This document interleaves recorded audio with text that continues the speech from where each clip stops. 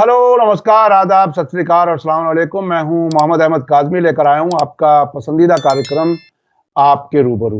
देश की खबरों पर नजर रखना भी बहुत जरूरी है और अविनाश काकड़े जी से बहुत सी चीजें हम हफ्ते में एक बार तो उनसे जरूर बात करते हैं ताकि देश में क्या कुछ हो रहा है उस पर भी चर्चा हो जाए और ताजा खबरें और खबरों के साथ ऑब्जर्वेशंस क्या हैं उस पर भी कुछ मालूमात हासिल हो सके। इस वक्त महाराष्ट्र में इलेक्शन होने वाले हैं। जब आप ये वीडियो देखेंगे उससे अगले दिन यानी 20 तारीख को इलेक्शन हो रहे हैं महाराष्ट्र और झारखंड में। महाराष्ट्र के इलेक्शन इसलिए ज्यादा जरूरी हैं कि महाराष्ट्र से बहुत सी इंडस्ट्रीज उखाड़ करके मोदी जी ले गए गुजरात और अब इलेक्शन जीतना महाराष्ट्र का है।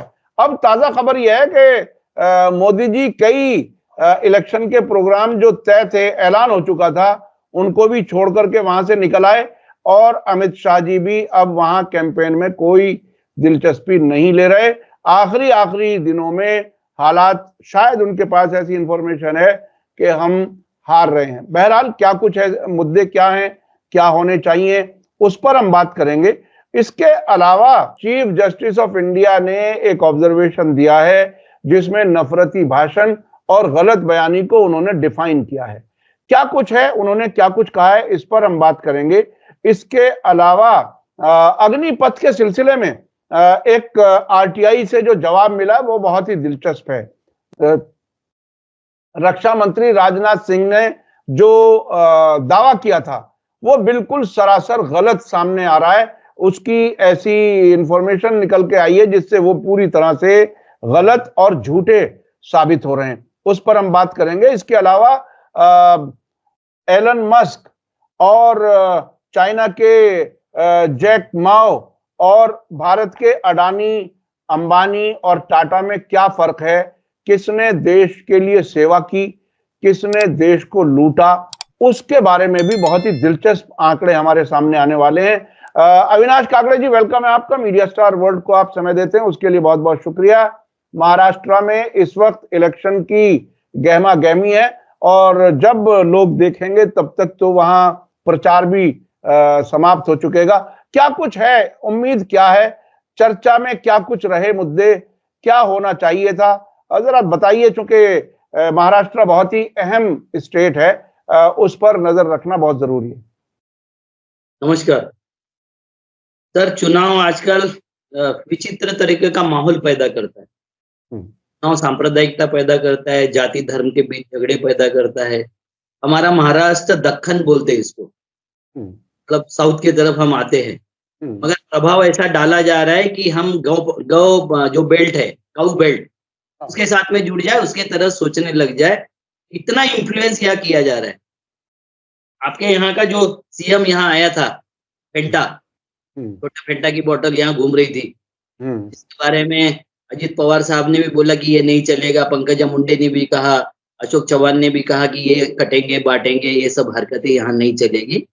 तो ये सब इसमें ये खुद सोचते नहीं है कि यूपी में आप देख लीजिए कितना बड़ा ने ये कैसा बोलते हैं कि अपने स्टेट में इनको दिखाई नहीं देता क्या हो रहा है और कैसे हो रहा है, और दूसरे को ज्ञान बांटने के लिए ये चले आते हैं। ये किस तरीके के लोग हैं। तो आपको एक बात बता देता हूँ कि यूपी में इन्होंने क्या किया, तो जो राशन पहुंचता था, जो थैले, राशन के थैले पहुंचते थे, वो 33% राशन, फ्री राशन लोगों तक पहुंचा ही नहीं। और 28.42% चावल भी रास्ते से ही गायब हो गया।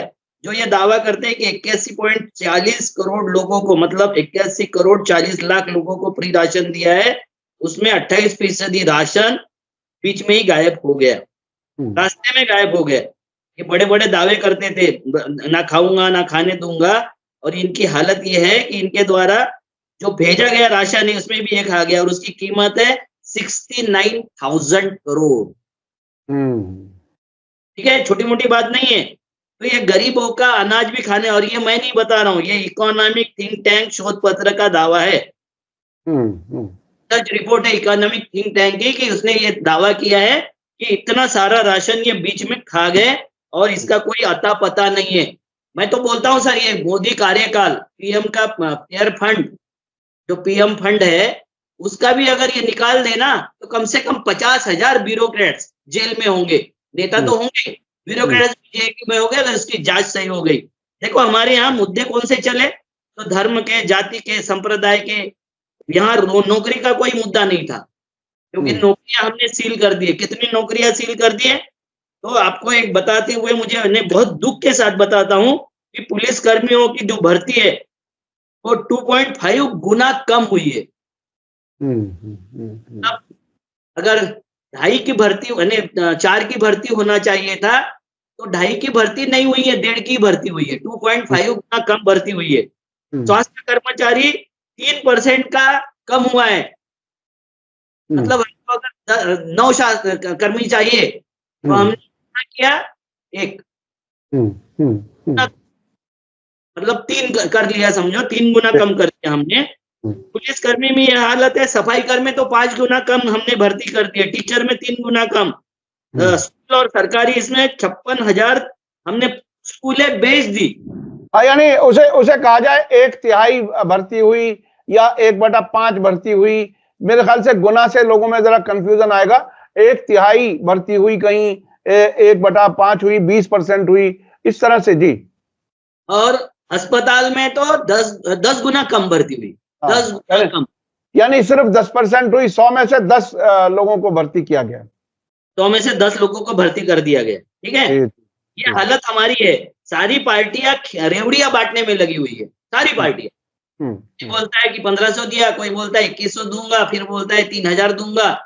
ये असल में ये जो रेवड़ियां बांटने वाला मामला, पैसे पहुंचाने वाला, ये तो तकरीबन ऐसा ही हो गया जैसे इलेक्टोरल बॉन्ड को कानूनी हैसियत दे दी रिश्वत खाने को। अब ये कानूनी हैसियत दी जा रही है लोग वोटर को पैसा देने के लिए। पहले तो 500-500 का नोट ऐसे जेब में डाले जाते थे या बोतल पिलाई जाती थी। अब जीतने के बाद हम आपको इतने पैसे हर महीने देंगे, ये लालच दिया जा रहा है। ये बहुत ही इंटरेस्टिंग है सर। जीतने के पहले 2 महीने में 5 हफ्ते दे दिए, 7,500 में 1 वोट खरीदने जा रही है महाराष्ट्र सरकार। और उसका कपास उसमें घर में पड़ा हुआ है, क्योंकि कपास के दाम नहीं मिल रहे, आधे दाम मिल रहे, समर्थन मूल्य के आधे दाम मिल रहे।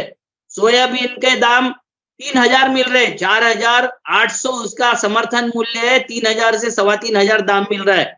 चने का दाम अभी उन्होंने इंपोर्ट करने की घोषणा कर दी, चना अभी खेत में ही है, अभी बोया जा रहा है, कुछ नहीं बोया है। तो आप बताइए कि 22 लाख कपास की गांठें इंपोर्ट करके किसको फायदा पहुंचा रहे। ये बहुत ही, देखिए कितनी अजीब बात है।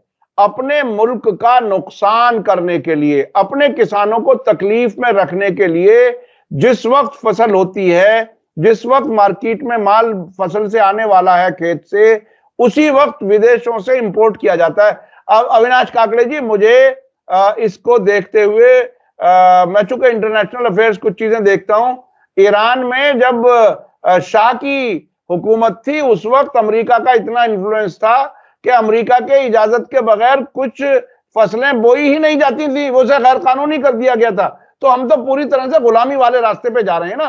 विदेशों से माल मंगा लो उस टाइम, जबकि हमारा अपना किसान उम्मीद कर रहा है कि उसे पैसा ठीक मिलेगा। जी, जो होना चाहिए था वो किसान का प्रशिक्षण होना चाहिए था कि खेती में जो क्लाइमेट चेंज हो रहा है, फसलें जो चेंज हो रही है, नई फसलें आ रही है, नए उसमें रोग आ रहे, बीमारियां आ रही है, उसके बारे में क्या किया जाए, ये प्रशिक्षण का किसी ने नहीं बोला सर। मृदा सर्वेक्षण मतलब जमीन का जो सर्वेक्षण है, सॉइल टेस्टिंग, उसके बारे में किसी ने नहीं बोला। ये नौटंकी किया था मोदी जी ने 2014 में, उसका कुछ किया नहीं, कुछ नहीं किया। पैकेज करोड़ों के चले गए, किसी की मृदा सर्वेक्षण हुआ नहीं, किसी सॉइल टेस्टिंग हुई नहीं। सीड बैंक के बारे में बोलना चाहिए था मोदी जी को। ये बहुत मिलेट्स का लगा रहे थे ना प्रदर्शनी दिल्ली में, आपने देखा होगा, मिलेट्स का प्रमोशन कर रहे थे। सीड बैंक का कुछ नहीं बोले, लोकल मार्केट का कुछ नहीं बोले, रेन वाटर हार्वेस्टिंग का कुछ नहीं बोले, फ्री क्वालिटी एजुकेशन का कुछ नहीं बोले।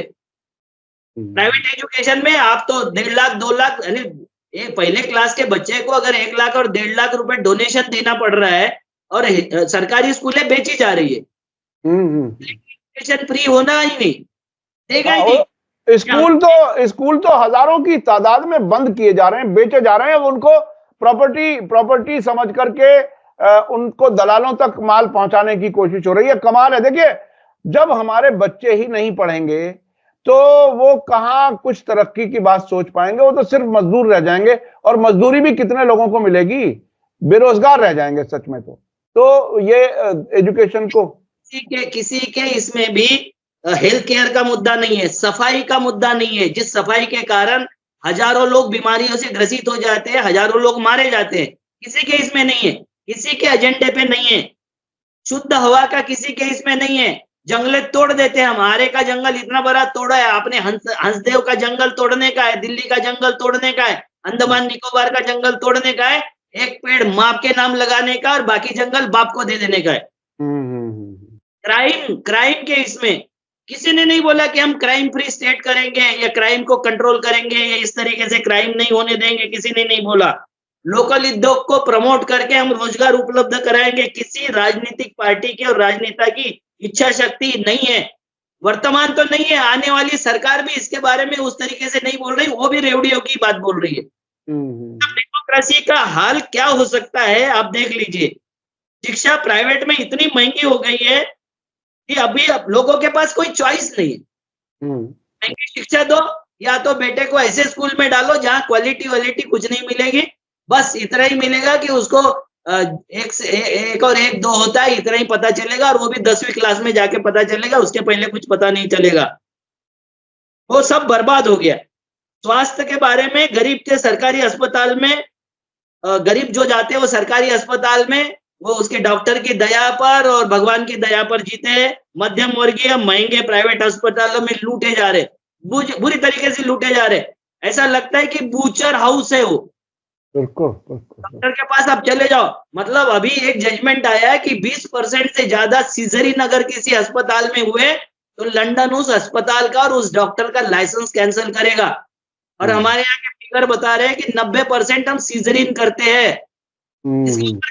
सर कोई नहीं, जानबूझ करके ऐसा करते हैं ताकि उन्हें पैसा ज्यादा से ज्यादा मिल सके। वो बिल्कुल अजीब एक और सरकारी अस्पतालों में दवा है तो डॉक्टर नहीं, डॉक्टर है तो स्टाफ नहीं, स्टाफ है तो मशीनरी नहीं, मशीनरी है तो टेक्नीशियन नहीं। इसके बारे में किसी ने कुछ नहीं बोला कि हम ये करेंगे, ये सुधार करेंगे। जब चुनाव में ये बातें नहीं कर रहे तो आप मुझे बताइए, गत 20 सालों में मुंबई की सबअर्बन लोकल से गिरकर 51,800 लोग मारे गए।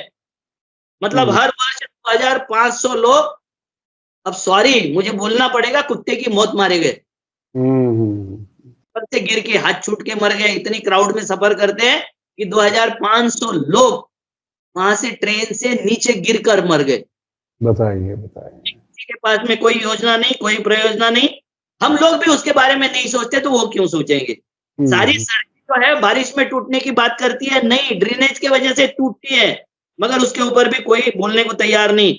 एकात्मता सड़क योजना लंदन की कॉपी करके यहाँ बुला ली है, वहां बर्फ पड़ती है और यहाँ पानी बहता है, तो हमारी सड़कें सब नदी हो जाती है, नाले हो जाती है। सड़क से पानी इतना बहता है कि उसमें चला नहीं सकते, बस्तियां जलमग्न हो जाती है हर घर से। मतलब 1932 में अंग्रेजों ने कानून बनाया था इंडियन रोड कांग्रेस में कि रास्ता जब भी बनाओगे तो खोद के बनाओगे, क्योंकि घर ऊंचा नहीं उठाया जा सकता, रास्ते को खोद के नीचे किया जा सकता है।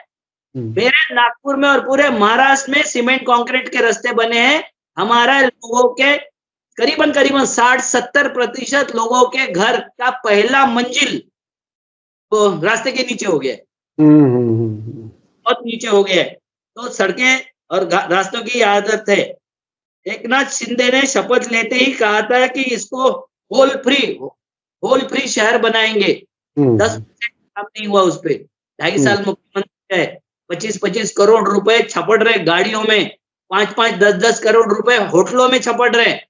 वो बांटने के पैसे है, मगर ये सब करने के लिए पैसे नहीं है। नांदेड़ में 72 घंटे में 31 बच्चों की मौत हो गई। 16 बच्चे छत्रपति शिवाजी महाराज हॉस्पिटल में मारे गए और मौतें हुई है गंदगी की वजह से और ऑक्सीजन कमी की वजह से। मैंने एक ट्वीट आपको भेजा हूं कि 10 बच्चे मारे गए आग में। जिस बंदे ने वो बचाया वो मुस्लिम बंदा है, उसके दोनों बेटियां मारी गई, उसने दूसरे के बच्चे बताया। सरकार का, योगी सरकार ने बहुत अच्छा काम किया कि उसको टेररिस्ट करके अभी तक उसके FIR नहीं किया। वो मुस्लिम है तो उसको FIR होनी चाहिए थी, उसको जेल में होना चाहिए था। नहीं, अभी टाइम है, ऐसा हो सकता है। अब से पहले भी एक डॉक्टर को बच्चे बचाने पर जेलों में सड़ाया था इन्होंने, और वो इत्तेफाक से मुस्लिम था। जी हाँ। तो हाई कोर्ट ने कड़ी चेतावनी दी थी कि रुपए बांट रहे हो तुम, इस तरीके से रुपए बांट रहे हो, तुम्हारे पास में कॉम्पेंसेशन देने के लिए पैसा नहीं है, जमीनों का देने के लिए पैसा नहीं है, मगर इस तरीके से पैसे बांट रहे हैं। आपको बताया एक महिला, कई महिला ऐसी है कि इसमें 5 किस्तें, मतलब 7,500 रुपए पहुंच गए उनके पास में, और 7,500 में हम एक वोट खरीदना चाहते हैं। उद्योग के कामगारों का वेतन इतना कम हो गया है कि वो जीवन यापन करना उसके लिए बहुत कठिन हो गया है। महंगाई बढ़ गई दुगना तिगना, कई वस्तुओं के दाम 3 गुना हो गए, कई वस्तुओं के दाम दुगना हो गए, और पेमेंट 10,000 और 15,000 में अभी भी ऐसी तैसी कामगार कर रहे। कामगार सुरक्षा के सारे कानून हटा दिए, उसके बारे में किसी ने नहीं बोला, पूरे भाषणों में ये सर नहीं हुआ। किसान कर्जे में दब रहा है, मर रहा है। अभी कई लोगों की राहुल गांधी ने मुलाकात लिया कि 3 लाख रुपए कर्जा लिया था, 7 लाख हो गया, और अब मैं क्या करूं, मेरे आदमी ने तो आत्महत्या कर लिया, कर्ज माफ नहीं हुआ। 16 लाख करोड़ उद्योगपतियों के माफ हो जाते हैं, किसानों के 2-4 लाख रुपए भी माफ करने के लिए इनकी तिजोरी खाली है। दुकानदार बर्बाद हो चुके हैं, मध्यम वर्ग टैक्स के, महंगाई के बोझ से मर रहा है। चंद उद्योगपति मल्टी मिलियनर बन रहे। मोदी सरकार आई थी तो 21 लोग मल्टी मिलियनर थे गुजरात में, अब 167 मल्टी मिलियनर अकेले गुजरात में हो गए। जी जी जी। अच्छा, ये तो वाकई, ये तो जो आपने आंकड़े दिए वो बहुत ही अहम है। मोदी जी और अमित शाह जी का क्या हाल है इलेक्शन कैंपेन में? हमारे पास फिर वो आखिर में वक्त जरा कम रहेगा, जरा उस तरफ आ जाइए कि मोदी जी क्या कुछ कह के आए हैं और वहां से वक्त से पहले क्यों निकल लिए? आज दिन पहले मोदी जी गायब हो गए, क्योंकि हमारे यहाँ दादर के शिवाजी पार्क में मीटिंग हुई, जिसमें 10% भी कुर्सियां भरी हुई नहीं थी, और मोदी जी भाषण दे रहे थे, उसके बाद में उड़े और भाग गए। अमित शाह जी की कल 4 मीटिंग उन्होंने रद्द की है। गढ़चिरौली थी, सावनेर थी, काटोल थी, और एक और कई जगह मीटिंग थे, वो चारों मीटिंग रद्द करके भाग गए। क्यों भागे? तो उनके लोग बता रहे हैं कि वो मणिपुर में हंगामा हो गया इसलिए भागे। मणिपुर का हंगामा तो मेरे ख्याल से 500-600 दिनों से चल रहा है। जी बिल्कुल। और मोदी जी एक बार भी नहीं गए वहां। उसके अगर 5 दिन पहले भाग भी नहीं, ट्वीट भी नहीं किया, बोले भी नहीं।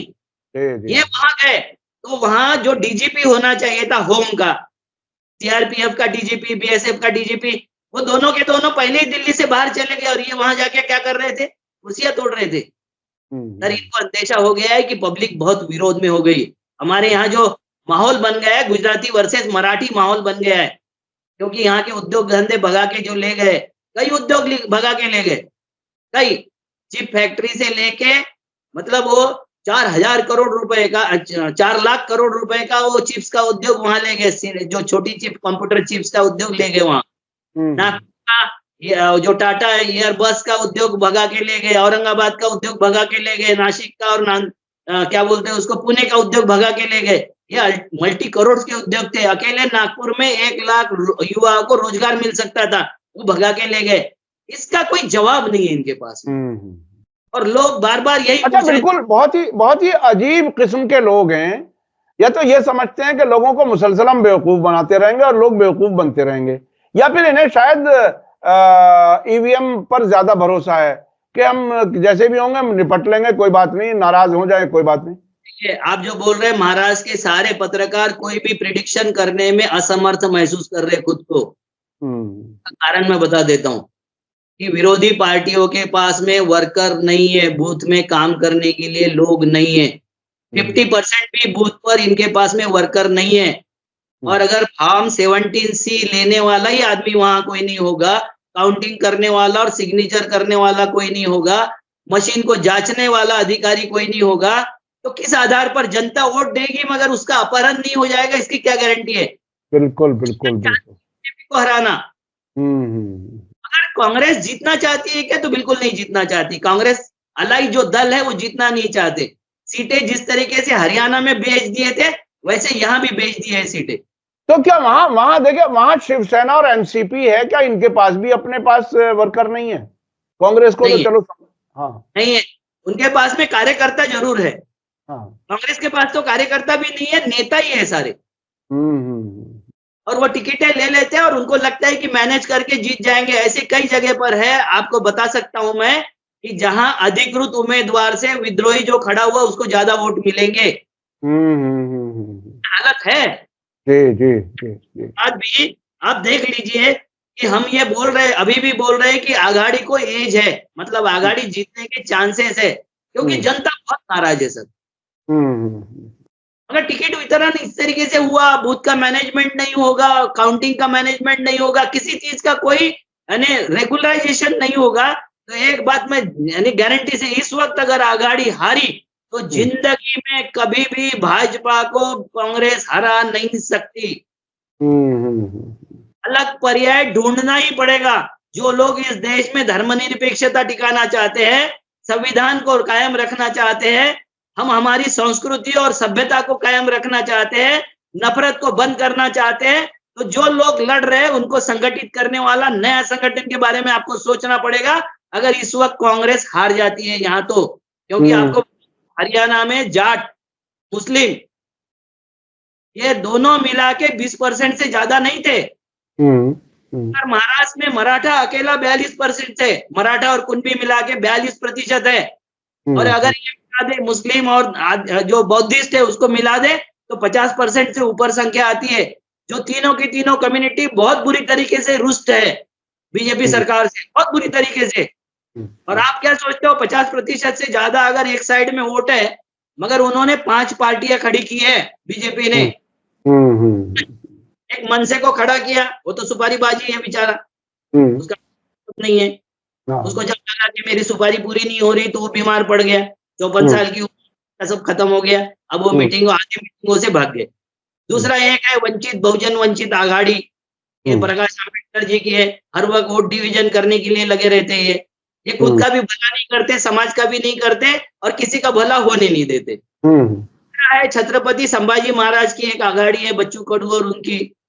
चौथी है वो हमारे यहाँ एक ये है शेफर्ड कम्युनिटी के एक नेता है माधवराव जानकर, उनकी एक आघाड़ी, वो खड़े हो गए।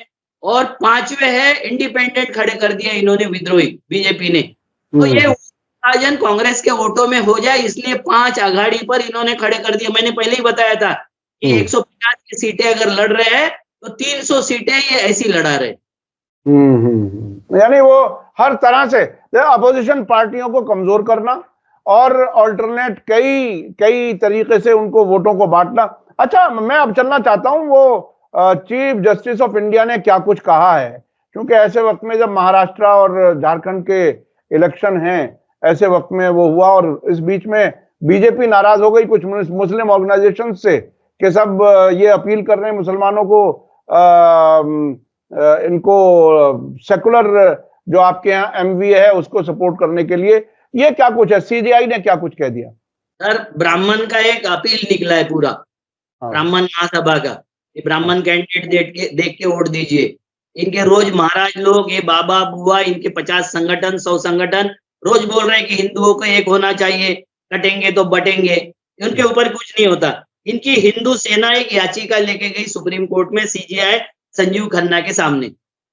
अगर पुराने सीजेआई होते तो रिजेक्ट करके उनको समाप्त, उसको एक्सेप्ट कर लेते।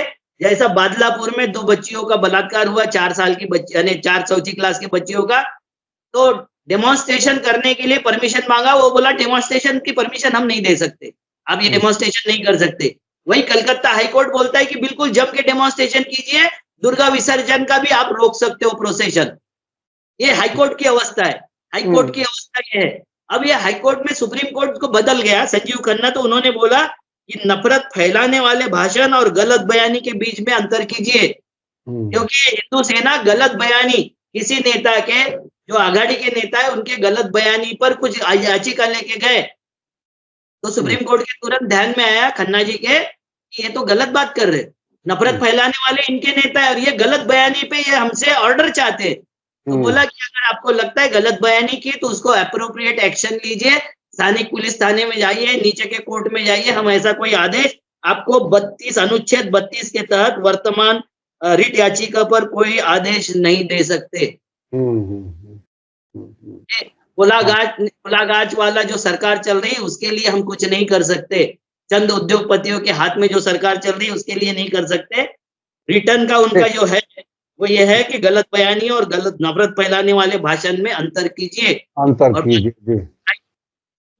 अच्छा, ये जो आपने कुछ उद्योगपतियों का जो आप बताइए, ये क्या है एलन मस्क में और हमारे अडानी अंबानी में और हमारे चाइना के जो एक बड़े उद्योगपति हैं उनके बीच में क्या क्या फर्क है, क्या कुछ है? क्योंकि आजकल एलन मस्क बहुत चर्चा में है अमेरिका में, ट्रंप के साथी हैं वो, और हमारे बिल्कुल ऐसा लग रहा है कि हमारे अडानी अंबानी की तरह से वहां पे वो चला रहे हैं। क्या है यहाँ, थोड़ा सा बताइए इसका फर्क। एलन मस्क प्रॉफिट का 90% उसका जो प्रॉफिट का शेयर आता है उसमें 90% हिस्सा रिसर्च में खर्चा करता है। अब बात को समझ लो। और उस रिसर्च में खर्चा करके उसने 36,000 किलोमीटर पर आवर चलने वाला 1,000 यात्रियों को ढोने वाला एक प्लेन बना दिया अपने सरकार को, मतलब अपने देश को। सरकार को नहीं हैंड ओवर किया, प्राइवेट है उसका, मगर वो 36,000 प्रति आवर 1 किलोमीटर चलेगा और 1,000 प्रवासी को ढोएगा, मतलब आधे घंटे में अमेरिका जाएगा वो। इंडिया से उठेगा, आधे घंटे में अमेरिका पहुंच जाएगा। 36,000 किलोमीटर, 18,000 किलोमीटर अमेरिका है, आधे घंटे में अमेरिका एंटर कर लेगा वो, अमेरिकन स्पेस से अंदर आ जाएगा, क्योंकि वो यहाँ से स्पेस में जाएगा, स्पेस से सफर करके वहां के स्पेस छोड़ के नीचे उतरेगा। उन्होंने 700 सैटेलाइट ऊपर छोड़े अपने खुद के पैसे से, 7,000 सैटेलाइट स्काई में, जिससे इंटरनेशनल नेटवर्क और ये सारा जो होगा, इंटरटेनमेंट, कम्युनिकेशन, ये सारे के लिए उपयोग होगा। इंटर स्पेस ट्रांसपोर्टेशन उन्होंने शुरू किया अपने पैसे से, ठीक है। टेस्ला की गाड़ी लाया जो सनलाइट से चार्ज होती है। अमेरिका में सनलाइट बहुत ज्यादा नहीं है, बहुत कम प्रांतों में सनलाइट होता है, बाकी प्रांतों में नहीं है, मगर उसने ये हिम्मत करके वो टेस्ला की गाड़ी लाया जो सनलाइट से चार्ज होती है। स्टारलिंक बनाया और नासा से ज्यादा, उनके यहाँ से ज्यादा स्पेस स्टेशन उन्होंने वहां वो बना दिया स्पेस, ठीक है। उधर जैक मा ने हाइड्रोजन ट्रेन बना दिया, 1,000 किलोमीटर पर आवर की रफ्तार से जो चलती है, उसकी खोज की और उसको लॉन्च कर दिया। और 1,000 किलोमीटर का ये ऐसा जहाज उसने बनाया, 10,000 किलोमीटर, उसने 36,000 किलोमीटर का बना दिया, इसने 10,000 किलोमीटर पर आवर वाला जहाज बना के ग्रेविटेशनल फोर्स से बाहर निकाल के उड़ने वाला जहाज बना दिया। और हमारे यहाँ के अडानी अंबानी वहां की चिप्स का डुप्लीकेट करते हैं, वहां की लेस का डुप्लीकेट करते हैं, वहां की कोला का डुप्लीकेट करते हैं, वहां से माल लाते हैं और यहाँ सैंपलिंग करते हैं, चाइना से इंपोर्ट करके यहाँ बेतहाशा प्रॉफिट लेके बेचते हैं। रशिया से कम दाम में डीजल पेट्रोल लाते हैं, क्रूड ऑयल लाते हैं और वो बाहर के देशों में बेच के ये करते हैं। ये जी कर लो दुनिया मुट्ठी में। इतने पैसे कमाने के बाद भी बेटे की शादी में खर्चा किया, मगर इसने अपना सैटेलाइट नहीं बनाया, इसने अपना रिसर्च नहीं किया, इसने वर्ल्ड के साथ में कंपटीशन नहीं किया। तो इन हरामियों को पैसे देते क्यों हम? चलते हैं क्योंकि पूरे के पूरा सरकार हमारी, जो ओलिगार्च करके एक कंसेप्ट है कि हमारी सरकार हमारे उद्योगपति चला रहे, और वो उद्योगपति अपनी सरकार को फंडिंग कर रहे, जनता की लाइफ बेटर हो जाए इसके लिए पैसे उनको दे रहे। उसमें हमारे यहाँ तो आईफोन आता है, उसका भी हम डुप्लीकेट करते हैं। हमारे यहाँ गूगल मैप भी नहीं बना सके हमारे यहाँ के लोग जो लोकप्रिय हो सके, और अपनी खोज, अपने वैज्ञानिक, अपनी प्रयोगशाला, अपने CSR का फंड अपनी घरवाली को देते। 4% आपको देना पड़ेगा सोशल इम्पैक्ट के लिए और 4% आपको रिसर्च पे करना पड़ेगा। तो रिसर्च का फंड इनका ये खर्चा करते अपने बीवी के मेकअप पर, अपने घर के बंगलों पर और अपने कुत्तों पर। और ये सोशल फंड वाला होता है, वो अपनी बीवी की और अफसरों के बीवी की एक सोसाइटी बना देते हैं, NGO बना देते हैं, और उसके माध्यम से फिर वही काम, वो पैसा वहीं घुमा फिरा के खुद ही खा लेते हैं, वो जो सोशल रिस्पॉन्सिबिलिटी। 12 रुपए का मसाला लगा के और फिर वही सोशल वर्क दिखाते हैं। ये हमारे यहाँ के अंधविश्वास फैलाते हैं। आपने देखा होगा शादी में इतने पंडित, इतने ये मौलवी इस तरीके से बना के और बुला के, और कौन सी पूजा चल रही है और अपनी भक्ति प्रदर्शित कर रहे हैं। आपने देखा एलन मस्क को, जैक मा को ऐसा करते हुए कभी देखा है? गूगल वाले को देखा है आपने कभी? फेसबुक वाले को देखा है आपने कभी ऐसा करते हुए? क्या कर रहे हैं सर हमारे देश में? ये उद्योगपति नहीं है। दूसरे तरफ मैं बताता हूँ, टाटा को मैं उद्योगपति बोलता हूँ, ये दलाल है सब सब व्यापारी है। उद्योगपति टाटा था, उसने क्या किया, पहले टाटा ने बनाया टाटा स्टील, ये फौलाद यानी जिसको लोहे का कारखाना जो होता है फौलाद का, वो पहले टाटा ने बनाया। टाटा कंसल्टेंसी सर्विस में इंटरनेशनल टेक्नोलॉजी का सबसे अव्वल सर्विस सेंटर उनका है। उसके बाद में सबसे बड़ा बांध उन्होंने बना के पहला हाइड्रो पावर प्रोजेक्ट टाटा ने ही बनाया था देश में। उन्होंने पावर प्रोजेक्ट किया। भारतीय विज्ञान संस्था भी उन्होंने ही बनाई थी 1909 में। भारतीय ओलंपिक जो मूवमेंट थी उसको पैसा भी उन्होंने ही दिया था। टाटा का सबसे अच्छा मेमोरियल रुग्णालय है कैंसर का, मुंबई में पूरे देश के लोग वहां आते हैं, ये टाटा है। उसके बाद में Tata institute of social science की इंस्टीट्यूट 1936 में टाटा ने बनाई थी अपने व्यक्तिगत पैसे से। टाटा ने पहला स्वदेशी विमान कंपनी बनाई थी एयर इंडिया, जो सरकार को बिना मूल्य उन्होंने सौंप दी। इसलिए सम्मान है टाटा के प्रति। उद्योगपति टाटा के प्रति सम्मान। टाटा के बारे में एक बात बहुत मशहूर हुआ करती थी, हमेशा हमने बचपन में जो कुछ सुना नौजवानी में, कि वो सुई से लेकर के हवाई जहाज तक बनाते हैं, और उन्होंने वाकई पूरे देश को तरक्की। थोड़ा सा इसमें देख लीजिए कि इंश्योरेंस का जब नाम भी पता नहीं था हमको, 1919 में टाटा ने न्यू इंडिया इंश्योरेंस कंपनी स्थापन की थी। उसके बाद में हड़प्पा मोहनजोदड़ो का उत्खनन करने के लिए और पाटलिपुत्र का उत्खनन करने के लिए जो पैसा चाहिए था, वो दोराबजी टाटा ने, रतन टाटा के जो भाई थे, उन्होंने ही अवेलेबल कराया था। भारत सेवक समाज, गोपाल कृष्ण गोखले का और महात्मा गांधी का दक्षिण अफ्रीका वाला वर्ग जो है, उसमें टाटा ने ही स्पॉन्सर्ड किया था। उन्होंने टाटा ने फंडिंग की थी। टाटा ने ही टाटा मूलभूत संशोधन TIFR की स्थापना की थी, जो अपने पैसे से की थी, जहां होमी जहांगीर भाभा को उन्होंने ट्रांसफर कर दिया। और जब सरकार ने अणु ऊर्जा केंद्र बनाया, Tata atomic Bhabha atomic centre जो बनाया, उसमें जो पहले 45 इंजीनियर थे, एटॉमिक इंजीनियर थे, वो सब उसी संस्था की देन थी, टाटा की संस्था की देन थी। JN टाटा ने 100 साल में कम से कम हजारों लोगों को छात्रवृत्ति देकर हायर एजुकेशन के लिए भेजा। पहली डॉक्टर टाटा ने पैदा किया, महिला डॉक्टर हमारे यहाँ स्त्री रोग तज्ञ टाटा ने भेजकर पैदा किया। टाटा समूह का जो जन्म हुआ था, वो समाज को क्या चाहिए इसलिए हुआ था। हमारे पास क्या है वो बेचने के लिए टाटा का जन्म नहीं हुआ, और टाटा ने ये काम नहीं किया जो समाज को चाहिए।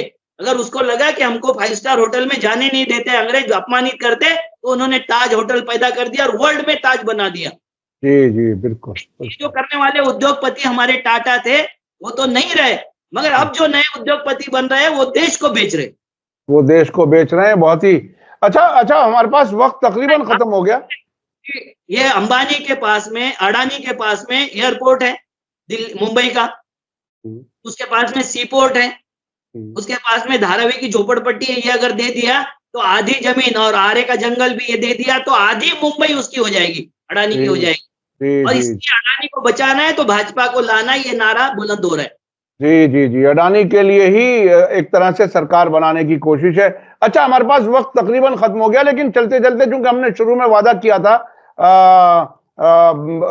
राजनाथ सिंह जी के बयान के खिलाफ RTI के जरिए आया है अग्निपथ योजना जो है, उसके लिए थोड़ा सा ब्रीफ बता दीजिए क्या कुछ हुआ है। ये हमारे जो राजनाथ सिंह जी है, कड़ी चेतावनी मंत्री, ये तो काम कुछ करते नहीं, कड़ी चेतावनी देते हैं, डिफेंस छोड़ के सारे चीजों में बोलते हैं। एक बार राहुल गांधी के भाषण पे पार्लियामेंट में बोल रहे थे कि राहुल जी आप गलत बयानी कर रहे हो। हमने ये अग्निपथ योजना बनाते वक्त 158 संगठनों से सुझाव लिए थे, और ये लोकसभा में राहुल गांधी के जवाब में उनका मुंह बंद करने के लिए इन्होंने उठ के खड़ा होके वो डांसर जैसे हाथ नचाते हुए पूछा था, आपको कुछ पता नहीं होता। वो नाच भी ऐसा लगता है कि कथक कर रहे हैं। ठाकुर कोई एंगल से लगते नहीं, वो ठाकुर कोई एंगल से नहीं लगते, वो ऐसे ऐसे हाथ नचाते, ऐसा लगता है कि कथकली कर रहे हैं। उन्होंने जो बताया था उसके विरोध में एक ने RTI डाला डिफेंस में, और RTI में 3 सवाल पूछे। अब देख लीजिए, सवाल को गंभीरता से सुनिए। कि उन्होंने पूछा अग्निपथ योजना में कितने संगठनों से सलाह ली गई थी। ये RTI डाला था 10 जुलाई 2024 को। दूसरा सवाल था उन संगठनों की संख्या बताइए। क्योंकि इन्होंने बता दिया था 158 संगठन, और उन संगठनों के क्या सजेशन आई उसकी जानकारी हमें मुहैया करवाइए। 11 जुलाई को डिपार्टमेंट डिफेंस ने ये आरटीआई को डिपार्टमेंट ऑफ मिलिट्री अफेयर को ट्रांसफर किया, और मिलिट्री अफेयर्स वालों ने इसको ट्रांसफर किया आर्मी एजुकेशन ऑफ आर्मी को। 27 जुलाई में आर्मी ने जवाब दिया, आर्मी एजुकेशन वालों ने, कि आपके द्वारा मांगी गई जानकारी इस मुख्यालय के पास नहीं है। पहला।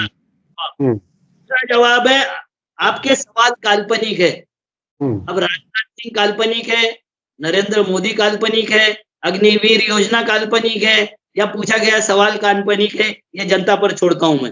उसके बाद में आपके जो काल्पनिक भी है और अस्पष्ट भी है। अब इसमें और ज्यादा स्पष्ट क्या होना चाहिए था, मुझे नहीं पता।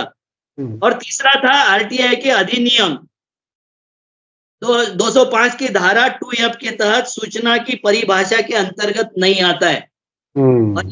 और वो प्रेस में जवाब देता है मनोज रुड़की वाला कि हमारे पास इसकी कोई जानकारी नहीं है, हमको ये भी पता नहीं कि 158 संस्था है, उसके सजेशन लिए थे कि 8 संस्था है, हमें नहीं पता।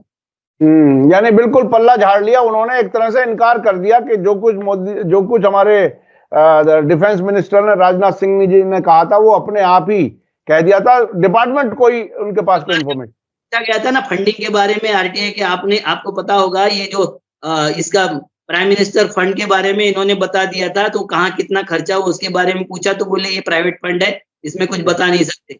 और ये प्राइवेट फंड मिलिट्री के जो सोल्जर है उनसे भी वसूला गया, डिफेंस वर्कर से वसूला गया, सारे पीएसयू से वसूला गया, सबसे वसूला गया, और वो प्राइवेट फंड निकला। तो इनको ये सब करना ही नहीं, इनको गबन के सिवा और कुछ करना नहीं। और आप देखिए कि मोदी जी वैसे ही रिटायर्ड हो गए। अब जब से पार्लियामेंट इलेक्शन हो गए और मोदी जी प्रधानमंत्री हो गए, तब से मोदी जी इंटरनल अफेयर में कुछ बोलते नहीं, खाली फॉरेन में घूम रहे, विदेशों में घूम रहे हैं, विदेशों में घूम रहे हैं। मनाया ना उन्होंने, कहीं कुछ सेलिब्रेशन किया ना कुछ बात किया। उनको सेफ रिटायरमेंट चाहिए, जल्दी हो जा बाबा, रिटायरमेंट जल्दी ले ले, देश को बच जाएगा। नहीं, वो एक नेता एक देश एक इलेक्शन की तरफ लेके जाना चाहते हैं। कुछ लोगों का अंदाजा है कि वो राष्ट्रपति बनना चाहते हैं जिंदगी भर, ताकि वो कोई कानून के चंगुल में ना आ सकें। बहुत बहुत शुक्रिया अविनाश काकड़े जी, आप हमें समय देते हैं उसके लिए बहुत बहुत शुक्रिया। बहुत से मुद्दों पर आपने बहुत ही खुल करके, खासतौर पर महाराष्ट्र के हर मीटिंग में, उद्धव ठाकरे जी की मीटिंग हो, शरद पवार साहब की मीटिंग हो, 5-50 हजार लोग इकट्ठा हो जाते हैं। आज की मीटिंग करजत जामखेड़ में हुई, शरद पवार की सभा में पूरा ग्राउंड भरा हुआ था, और जेपी नड्डा को कार्यक्रम रद्द करना पड़ा वहीं का, क्योंकि उनके पास में लोग नहीं थे। जी, लोग नहीं थे। लोग, अब देखिए ये इतना साफ नजर आ रहा है। अब रिजल्ट अगर कुछ उसके उलट फेर आ जाए तो जरूर आपको यकीन कर सकते हैं आप कि गड़बड़ हुई है। जमीन पे जो हालत है वो ये कि मोदी जी टाइम से पहले वहां से निकल लिए, अमित शाह जी भी निकल लिए, डर से, हार के डर से, और अब नतीजे आने पर पता चलेगा क्या कुछ होगा। नहीं, मणिपुर के लिए गए, ये झूठ बात है। वो पीओके को कंट्रोल करने गए, ये झूठ बात है। पीओके पे कब्जा करने गए, कुछ लोग कल कमेंट्स कर रहे थे टीवी पर, जो डेट दिया था 6 महीने के अंदर ले लेंगे, तो फिर तारीख थी उसमें कि 6 महीने के अंदर पीओके को हम एक्वायर कर लेंगे। तो आपको महाराष्ट्र इलेक्शन छोड़ करके पीओके पर कब्जा करने के लिए गए थे ये। जी, बहुत बहुत शुक्रिया, बहुत बहुत शुक्रिया अविनाश काकड़े जी। मैं दर्शकों से कहूंगा कि आप लोगों को ये वीडियो कैसा लगा, इंटरव्यू कैसा लगा, कमेंट्स में जरूर लिखें। हमारी पूरी कोशिश रहती है कि आपको इंटरनेशनल के साथ साथ देश की खबरों से भी बाखबर रखा जाए। इसी के साथ मुझे दीजिए इजाजत। धन्यवाद, शुक्रिया, जय भारत, जय हिंद। मीडिया स्टार वर्ल्ड के और वीडियो देखने के लिए हमारे चैनल को सब्सक्राइब करें और सीधे नोटिफिकेशन पाने के लिए बेल आइकन दबाएं। और अगर हमारी खबर सच्ची और अच्छी लगे तो अपने व्हाट्सएप, इंस्टाग्राम, फेसबुक और ट्विटर अकाउंट पर जरूर शेयर करें।